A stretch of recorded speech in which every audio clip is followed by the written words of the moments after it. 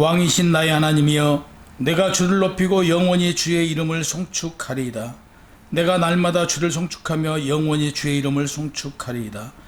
여호와는 위대하시니 크게 찬양할 것이라. 그의 위대하심을 측량하지 못하리로다. 대대로 주께서 행하시는 일을 크게 찬양하며 주의 능한 일을 선포하리로다. 주의 존귀하고 영광스러운 이옴과 주의 기이한 일들을 나는 작은 소리로 읊조리이다. 사람들은 주의 두려운 일에 권능을 말할 것이요 나도 주의 위대하심을 선포하리이다. 그들이 주의 크신 은혜를 기념하여 말하며 주의 의를 노래하리이다. 여호와는 은혜로우시며 국률이 많으시며 노하기를 더디하시며 인자하심이 크시도다. 여호와께서는 모든 것을 선대하시며 그 지으신 모든 것을 국률로 베푸시는도다. 아멘. 진리로 저희를 붙잡아 주시고 늘 진리 안에서 승리케 하신 아버지 하나님께 이 시간 경배드리고자 저희가 모였사오니, 아버지 하나님께서 둘셋이 모인 것이 함께 하신다고 하신 그 말씀대로 이 시간 성령 충만함을 입혀주시고 아버지 하나님께 좀 더 가까이 다가갈 수 있고 아버지 하나님의 그 진리를 알아가는 데 있어서 꼭 필요한 아버지 하나님께 영광 돌리는 귀한 시간으로 인도해 주옵시길 바라오며 예수 그리스도 이름으로 기도하옵나이다. 아멘. 하나님의 크신 사랑 하늘에서 내리사 우리 맘에 항상 계셔 온전하게 하소서. 우리 주는 자비하사 사랑 무한하시니 두려워서 떠는 자를 구원하여 주소서. 오늘 주제는 영적 영향력을 키웁시다예요. 에베소서 이 말씀은 우리에게도 우리의 삶을 어떻게 살아야 되는지 교훈이 되는 그런 말씀이에요. 그래서 크리스찬들의 삶이 순탄하다, 평범하게 살아왔다라고 하면 결코 기뻐할 일만은 아니다라고 말씀드릴 수 있어요. 순탄한 삶을 살아온 성도는 하나님께서 어린아이와 같이 취급했다는 얘기예요. 사람이 살면서 풍파를 겪으면 겪은 만큼 내적인 단단함이 생겨요. 근데 믿음이 약한 어린아이 같은 사람들에게는 어떤 고난과 고통을 주면 믿음을 저버리고 믿음에 떠날 수가 있어요. 그래서 그들에게는 어려움과 고통을 주지 않고 어린아이처럼 이렇게 엉덩이 두들면서 순하게 살아오겠다.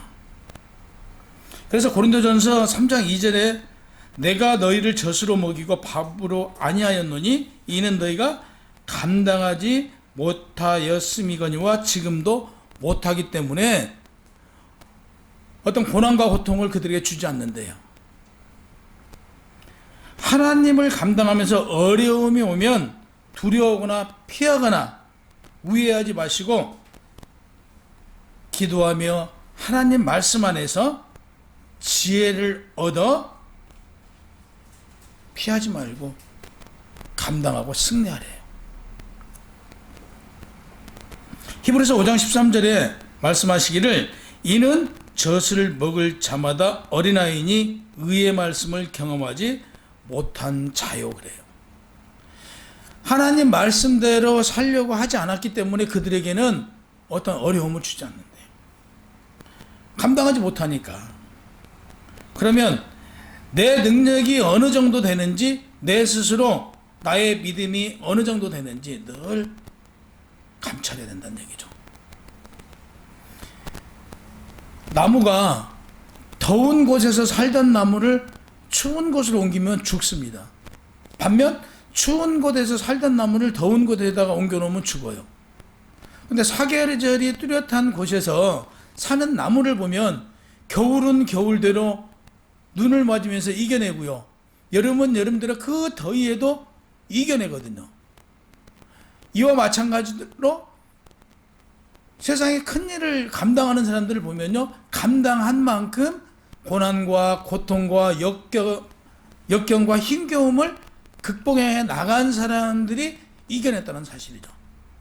그들이 큰 일을 하고 있다는 사실입니다. 하나님께서는 사람을 창조하시면서 모든 사람에게 무한한 권능과 능력을 주셨어요. 하지만 사람마다 각기 다른 달란트와 은사를 주셨어요. 그렇기 때문에 모든 사람들은 일체를 하는 능력이 달라요. 어떤 사람은 정치를 잘하고, 어떤 사람은 사업을 잘하고, 또 어떤 사람은 말을 잘하고, 이러듯 모든 사람에게는 제각기 다른 능력을 주셨어요. 주신 그 능력을 어떤 사람은 자기의 능력의 이상으로 해결해 나가요. 어떤 고난이 오고 역경이 왔을 때 그걸 슬기롭게 헤쳐나간 사람이 있는가 하면, 반면 어떤 사람은요, 아주 조그마한 일, 우리가 세상을 살아가면서 사소한 근심거리가 생겨도 그걸 이기지는 못하고 그걸 감당을 못해요. 그래서 주변을 힘들게 하고 그 스트레스를 못 견뎌서 충격을 받거나 상처를 입은 사람들이 많이 있어요. 근데 하나님을 아버지라 부르는 우리들은 어떠한 경우든 간에 하나님께서 우리에게 주신 권능이 있기 때문에 하나님께서 그 권능으로 말미암아 승리할 수 있도록, 우리가 능히 감당할 수 있도록 하셨다는 사실이에요. 우리가 감당하기 힘들고 벅찰 때는 아버지 하나님께 기도하고 그분께 맡겨드리는 거예요. 그분이 인도해 준다는 사실을 우리는 믿고 우리의 내성을 높여가야 해요.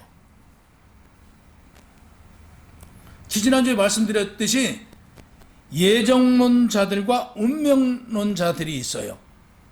일반 세상 사람들은 운명이 정해져 있다라고 말하죠. 근데 우리의 인생은 하나님께서 예정해 놓으셨대요. 그 예정해 놓으신 것을 우리는 만들어갈 수 있어요. 그래서 기도하면 우리는 이루어져요.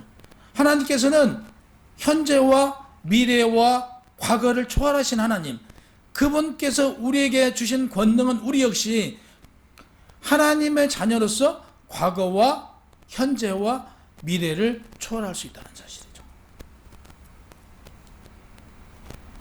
우리는 예정된 인생을 살아가면서 우리의 기도를 들어주시고 이끌어주신 분이 하나님이라는 사실을 믿고 우리의 인생을 개척해 나가야 합니다. 내 그릇이 이만하니까 나는 이 정도밖에 받을 수가 없어요. 세상에는 이런 말을 해요. 그릇이 있어야 받을 거 아니겠느냐, 이런 얘기를 해요. 그러면 역시 우리는 영적인 충만함이 어느 정도 되냐에 따라서 우리의 그릇을 측량할 수 있다라고 말할 수 있겠죠. 크리스찬들은 작은 일에도 분노해서는 안 돼요. 절망하지 말래요. 하나님의 사랑을 먹고 사는 성도는요, 세상 사람들의 모함과 비방과 비판을 그냥 당연한 것이다라고 받아들이래요. 그걸 피하지 말고. 모든 것을 감찰하시는 하나님께서는 우리가 비방당하고 모함당하고 비판당한 것을 다 알고 계신대요. 하나님께서는 이 모든 것을 알고 계시기에 감찰하신 하나님께서는 우리를 이루하시고 우리가 감당하기 어려운 부분을 다 감당할 수 있도록 채워주신다는 사실을 믿고 진행해 보래요. 하나님께서는 분명히 이길 수 있는 능력을 우리에게 주셨다는 사실을 말씀하고 있어요. 그래서 인본적인 사고를 에서 벗어나지 못한 성도는 하나님의 자녀라고 사실 말씀드릴 수가 없어요. 성령의 사람이 아닌 세상 사람이라고 볼 수밖에 없는 거죠. 성령의 사람이 아닌 사람은요, 사랑하지 않아요. 남을 섬기지 않아요. 그 사람의 삶을 보면 그 삶이 보여요. 남의 것은 아깝지 않고 내 것은 아까워요. 그래서 성령의 사람인가 성령의 사람이 아닌가를 보면 사랑을 나누고 베풀고 이해하고 용서하고 더불어 함께 가려고 해요. 근데 교회를 10년 다니고 20년 다니고 30년 다녀도 자기 주장이 강해요. 나누지 않으려고 그래요. 기회만 되면 누구를 비방하고 헐뜯고 그러려고 그래요. 이건 10년이고 20년이고 30년을 다녀도 하나님의 사람이라고 볼 수가 없는 거죠.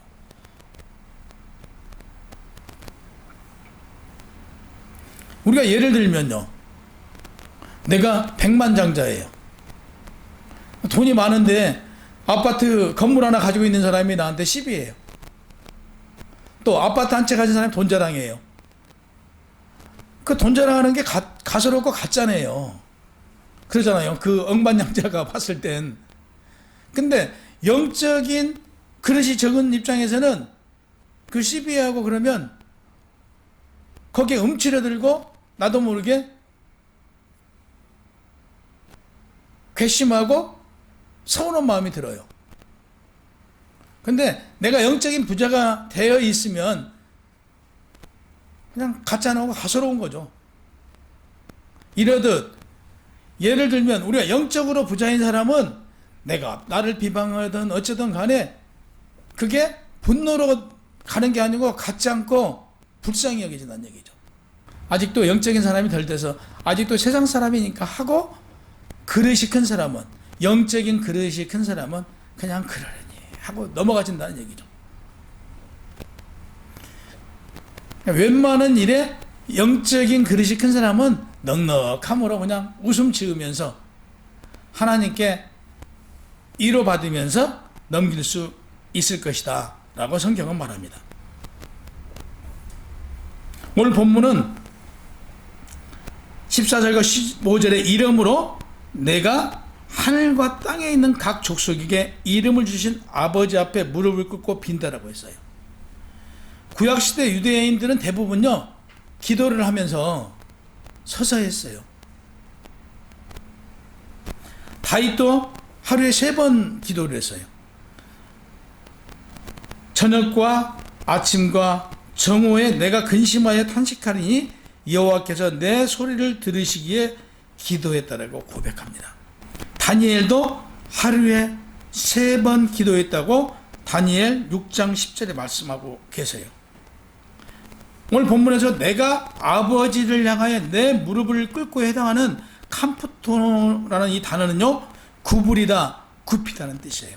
아버지께 기도하는 모습을 나타내고 있어요. 그러니까 무릎을 꿇다, 이게 아버지 하나님께 기도하는 모습을 나타내고 있고요. 구약의 기도하는 모습으로 창세기 18장 22절에 아브라함도 소돔과 고모라 사건 때 아브라함은 여호와 앞에 그대로 서서 있었다고 기록되어 있습니다.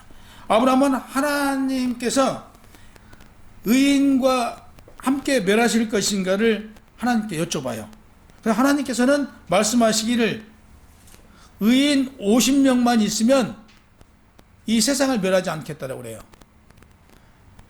그러니까 다시 아브라함이 말씀드리니까 그만 45명만 데리고 와라. 그래도 45명을 못 구우니까 그러면 40명만 데려와라. 40명도 없어요. 의인 30명만 데려와라. 없어요. 의인 20명만 데려와라. 없어요. 의인 10명만 데려와라. 없어요. 의인 5명만 데려오라고 해도 데려오지를 못해요. 결국 세상은 심판을 받죠.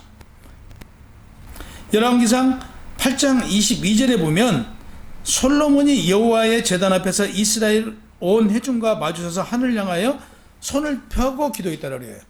그러니까 그 유대인들은요 교회 앞에 가면 딱 정오가 되면 지금도요 하루에 3번 기도하잖아요. 가다가 정오가 되면 십자가 앞에 가서 기도합니다. 서서 손을 들고 기도하고 이렇게 이런 부분들에 대해서 그 유대인들의 기도, 서서 기도를 했다라고 본문에서는 말씀하고 있죠.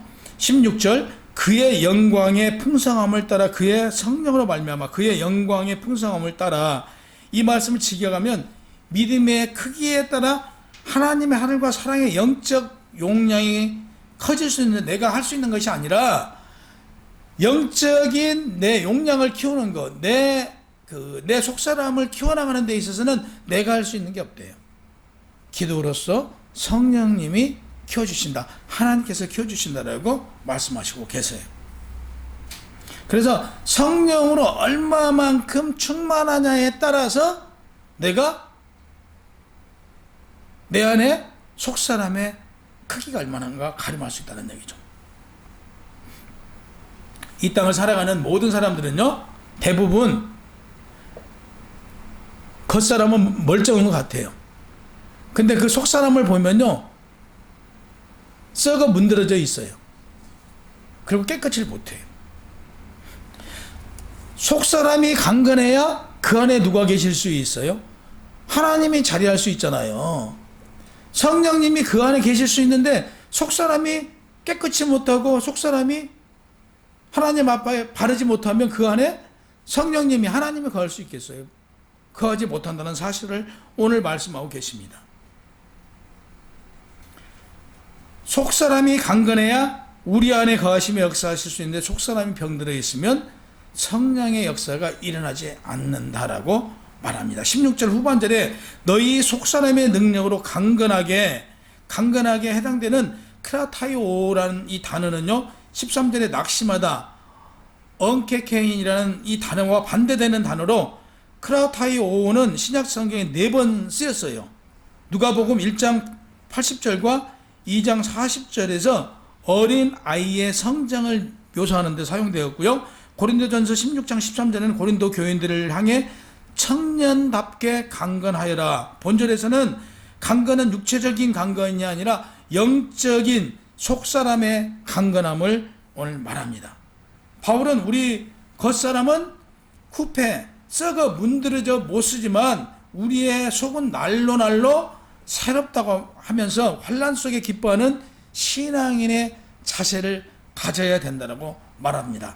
속사람 내적 인간의 본질이며 성령의 임재하시는 자리이고 그 인격의 변수를 주도하는 곳이라고 말합니다.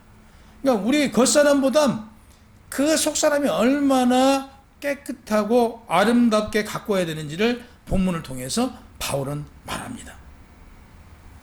17절 너희 마음의 계시게 하옵시고는 16절에서 너희 속사람을 강건하게로 본절에 계시게 18절에 깨달아 아라로 기록되어 있습니다. 먼저는 16절 속사람이 강건하게 되는 일이고, 두 번째 17절 그리스도가 성도의 마음에 계시는 일이고, 세 번째 그리스도의 사랑을 아는 일이고, 네 번째 그 사랑을 측량할 수 없는 정도를 깨닫는 일이라는 점을 말씀하고 있습니다. 거주는 회심을 뜻하는데요, 거주는 하나님의 영접에 그치지 않고 우리 안에 거하시는 공간을 거주하시는 공간이라고 말씀하시는데요, 영원히 거하시는 공간을 거주하신다라고 그래요. 다시 말해서 그리스도를 영접하고 항상 성령과 함께하면, 성령님과 동행하면 그분이 주시는 평안으로 우리는 그 평안을 체험하는 삶을 날마다 살아갈 수 있다는 점입니다. 17절 너희가 사랑 가운데서 뿌리를 밝히고 터가 굳어져서, 바울은 그리스도 안에서 사랑 안에서 터가 굳어지기를 간구한다고 했습니다. 사랑으로 뿌리가 단단하게 제대로 심어지면 나무가 바로 설 수 있습니다. 히브리서 1장 10절에 또 주여 태초에 주께서 땅에 기초를 두셨으며 하늘도 주의 손으로 지으신 바라. 사람의 능력이 아니라 하나님의 능력, 성령의 능력으로 땅에 기초를 두셨기에 나무가 흔들리지 않고 바로 설 수 있다라고 말씀합니다. 그런가 하면 마태복음 7장 24절 그러므로 누구든지 나의 이 말을 듣고 행하는 자는 그 집을 반석에 지은 지혜로운 사람 같으리니, 하나님의 말씀을 듣고 깨달아 행하는 자는 지혜로운 자래요. 그러는 자는 반석 위에 집을 견고하게 세운 자라고 말씀합니다. 그러니까 우리가 나무를 보면요, 나무 뿌리가 풍성해야 그 나무가 어떤 비바람에도 흔들리지 않고 견고하게 서듯 우리 역시 내적인 뿌리가 하나님 말씀으로 우리 온몸의 뿌리가 심겨져 있어야 하나님의 말씀이 내 안에 간견하게 자리 잡고 있어야만 어떠한 태풍이나 비바람이나 고난과 고통과 힘겨움이 오더라도 이길 수 있다는 점을 본문에서 분명히 말씀하고 있어요. 18절에 보면 지식에 넘치는 그리스도의 사랑을 알고, 본절은 오늘날과 같이 당시에도 이단들이 많이 있었어요. 영지주의자들은 사람의 생각으로 하나님의 뜻과 계획을 알 수 있을 것이라고 그들은 주장했어요. 그러나 인간의 생각으로 어떻게 하나님의 뜻과 하나님의 계획을 알아갈 수 있을까요? 없음에도 불구하고 이단인 영지주의자들은 자기들이 알아갈 수 있다고 이 얘기했어요. 19절에 그 넓이와 길이와 높이와 깊이가 어떠함을 깨달아 하나님의 모든 충만하신 것으로 너희에게 충만하게 하시기를 구하노라, 이렇게 말씀을 하셨어요. 사랑은 크면 클수록, 넓으면 넓을수록, 높으면 높을수록 큰 사랑을 깨달아 알게 된다는 사실입니다. 성도들은 그래서 영적 용량을 키워 모든 것을 충만해야 된다는 사실이에요. 충만하다는 완전하다는 말씀하세요. 그러니까 우리가 이러잖아요. 성령으로 충만함을 입어, 이 얘기는 완전함을 입은다는 것을 의미한다는 사실이죠. 그래서 그리스도의 장성한 분량이 충만하게 이르도록 우리는 기도하고 넓혀가야 한다는 사실입니다. 자신을 사랑하고 이웃을 사랑하고 형제를 사랑하는 용량이 넓어질수록 성령으로 충만함을 입었다라고 말할 수 있어요. 성령으로 충만함을 입도록 우리는 기도해야 합니다. 본절에서 그리스도의 사랑은 모든 인류를 수용할 만큼 넉넉하고 높습니다. 세상 시간을 넘어서 계속될 만큼 영원히 길고 그리스도를 하늘로 올린 만큼 지극히 높으며 가장 타락한 인간을 구원할 만큼 충분히 깊다라고 본문은 말합니다. 본절을 두고 고대 주석가들은 그리스도의 십자가에서 죽은 최고의 정점에 이르렀다고 합니다. 그러니까 예수 그리스도가 십자가에 죽으심이 이 세상에서 최고의 정점을 이루는 순간이라고 말합니다. 십자가 위로는 높은 하늘을 향하고, 아래로는 깊은 땅을 향하고, 옆으로는 무한하게 뻗어나간 하나님을 상징한다고 말합니다. 충만함은 하나님 나라의 성도가 이르게 될 영화를 구하는 기도라고 할 수 있습니다. 요한일서 3장 2절에는 사랑하는 자들아, 우리가 지금은 하나님의 자녀이지만 장래에 어떻게 될지는 아직 나타나지 아니하였으나 그가 나타나시면 우리가 그와 같은 줄 아는 것은 그의 참모습 그대로 볼 것이기 때문이라고 했습니다. 그래서 충만하여야 하면 마지막 날에 천국에 우리가 들어갈 수 있는 길이기도 하고요, 우리가 충만해야 그 하나님을 볼 수 있어요. 19절에 깨달아진다는 단어는 마음을 붙잡아 이해하다, 인지하다는 뜻의 단어입니다. 객관적인 지식으로 하는 게 아니라 주관적 체험을 통해서 깨달아지는 것을 말씀합니다. 우리 가운데서 역사하시는 20절, 하나님의 능력, 디나민이라는 단어인데요, 모든 것을 창조하신 능력에 대해서 로마서 1장 20절에 말씀하시기를 창세로부터 그의 보이지 아니한 것들 곧 그의 영원하신 능력과 신성이 그가 만드신 만물에 분명히 보여 알려졌으니 그러므로 그들이 핑계하지 못할지라. 우리가 어떠한 핑계를 대더라도요, 우리는 우리 가운데서 역사하시는 하나님의 모든 것을 감찰하고 계시기 때문에 핑계할 수가 없어요. 우리가 어떠한 이유를 들어도 그 이유는 이유가 될 수 없다는 사실이에요. 그리스도를 죽은 자 가운데 살리시고, 고린도 후서 13장 4절에 그리스도께서 약하심으로 십자가에 못 박히셨으나 하나님의 능력으로 살아계시니 우리도 그 안에서 약하나 너희에게 대하여 하나님의 능력으로 그와 함께 살리라, 이렇게 말씀하셨어요. 20절, 그를 하늘로 올리시고 백성을 구원하시는 능력으로, 에베소서 1장 20절, 그의 능력이 그리스도 안에서 역사하사 죽은 자를 가운데서 다시 살리시고 하늘에서 자기의 오른편에 앉히사 예수님의 부활을 통해서 알게 하신 하나님의 능력은 구속사의 큰 사건의 역사하심으로 그치지 않고 오늘날도 역사하신대요. 그래서 원문 에네르구메네라는 단어는요, 운동력 있게 일하시는 에메르게오라는 단어에서 현재 분사형으로 오늘날도 성도들이 기도하면 그 기도를 하나님께서 들어주시고 우리의 일상 속에서 발휘된다는 사실을 오늘 바울은 분명하게 말씀하고 있습니다. 그러니까 바울이 기도에 넘치도록 응답해 주시는 분이라는 말씀을 이 단어를 통해서 현재 분사 이 단어, 현재도 하나님께서는 우리의 기도를 들으시고 응답해 주시고 역사해 주신다는 사실을 본절에서 말씀하시고 계신 거예요. 그래서 20절 더 넘치도록 능히 하실 이에게 이렇게 말씀하시는데요, 하나님께서 성도들의 기도를 들어주시는 사실을 한나의 눈물의 기도를 통해서 당대 최고 영적 지도자인 사무엘을 낳잖아요. 사무엘상 1장 19절에 그들이 아침에 일찍 일어나 여호와 앞에 경배하고 돌아가 라마의 자기 집에 이르니 엘가나가 그의 아내 한나와 동침하며 여호와께서 그를 생각하신지라 한나가 임신하고 때가 이르매 아들을 낳아 사무엘이라 이름하였으니 이는 내가 여호와께 그를 구하였다 함이더라. 이렇게 말씀합니다. 지혜를 구하는 솔로몬 역시 열왕기상 4장 29절 30절에 하나님이 솔로몬에게 지혜와 총명함을 심히 많이 주시고 또 넓은 마음을 주시되 바닷가의 모래같이 하시니 솔로몬의 지혜가 동쪽 모든 사람의 지혜와 애굽의 모든 지혜보다 뛰어난지라 부와 명예까지 더하여 주셨다고 말씀하시고 있어요. 그래서 여러분과 제가 오늘 또 기도하면 하나님께서는 응답해 주신다는 사실이에요. 오늘날 한나의 기도처럼 솔로몬의 기도처럼 하나님께 구하면 들어주시기에 우리는 기도가 쉼없이 기도함으로 하나님의 복을 받을 수 있다는 사실을 오늘 본문에서 말씀하고 있습니다.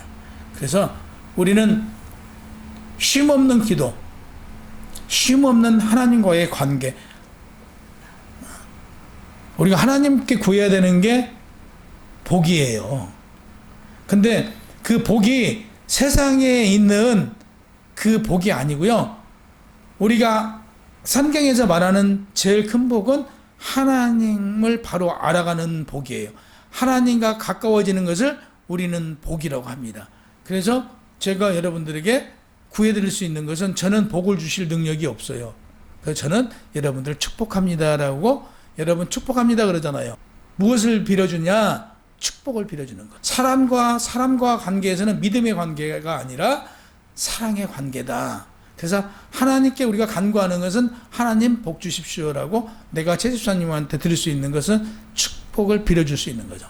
이게 성경에서 말하고 있는